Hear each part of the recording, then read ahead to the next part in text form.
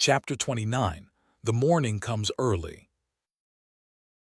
Ethan was at the door before the light, exactly as he had planned, and the river, which had beaten him at the long game all winter, beat him one more time before the sun was even up. He had positioned himself in the gray dark of the front room, small and silent, where he could intercept his father the moment David rose for the early start.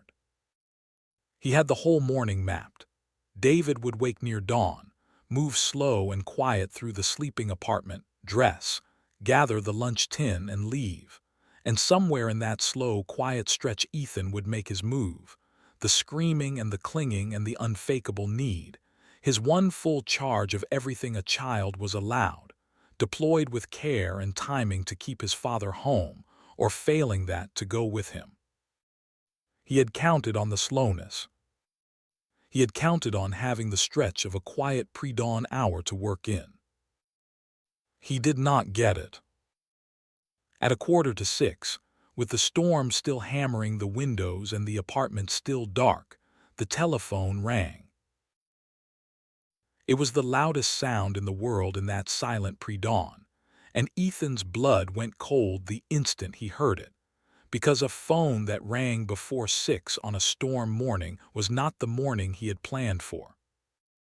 It was a different morning, a worse one arriving wrong. He heard his father's heavy sleep-thick footsteps, heard the receiver lifted, heard the low rumble of David's voice in the dark, and though Ethan could not make out the words, he could read the shape of the call from the shape of his father's voice, the way it sharpened from sleep into a tense working alertness. Yeah, I hear you. No, I can come. Give me 20 minutes. He heard the receiver go down. He heard his father swear softly, tiredly in the dark. Vance. It had to be Vance, the careless contractor, the long jobs, the crews driven hard. Some problem at the site, some crew short, some deadline slipping in the storm, and Vance on the phone before 6 demanding David come in now. Earlier than the early start Ethan had modeled, faster, with no slow, quiet pre-dawn hour at all. The job that had killed his father the first time was reaching out of the dark, to pull him onto the road sooner than Ethan had braced for. The acceleration wrecked everything. Ethan's careful staging came apart in an instant, and the cold, clear place in his mind took over, because there was no time for anything else. He had planned for an hour and had minutes. He had planned to work his father slowly, to deploy the arsenal with timing and care, to build the clinging need gradually toward the moment David weakened.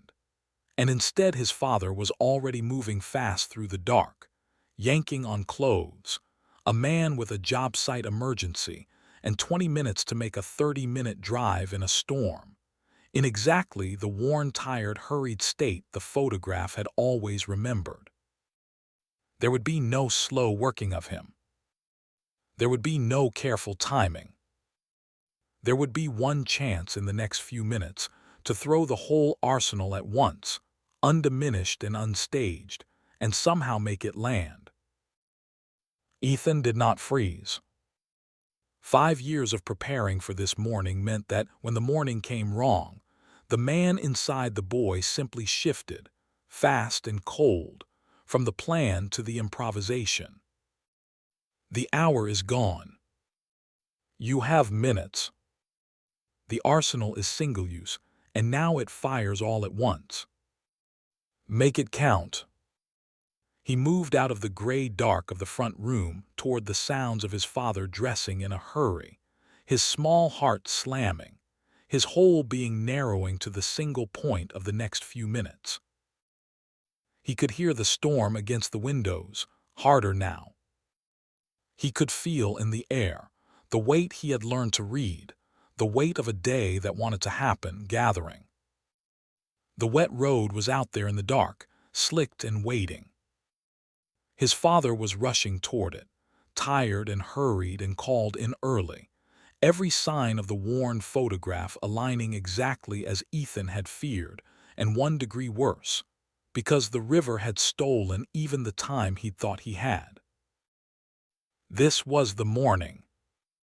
Not the careful Saturday he had planned for, a harder, faster, crueler version of it, arriving early, catching him with his arsenal undeployed, and his staging in ruins. It did not matter. He had made his peace, on the last quiet night, with paying any price the morning named. Now the morning was naming its price early, and Ethan Cole, 7 years old, silent and cold and ready as he would ever be, stepped into his father's path in the storm-dark hallway with his one full charge of everything a child was allowed, and prepared to spend all of it at once. "Daddy," he said into the dark, and his small voice did not shake. David turned, half-dressed, a big tired shadow in the gray, his keys already in his hand. The morning had come early. There was no more time to plan. There was only the next few minutes, and everything Ethan had, and the wet road wading out past the edge of the world.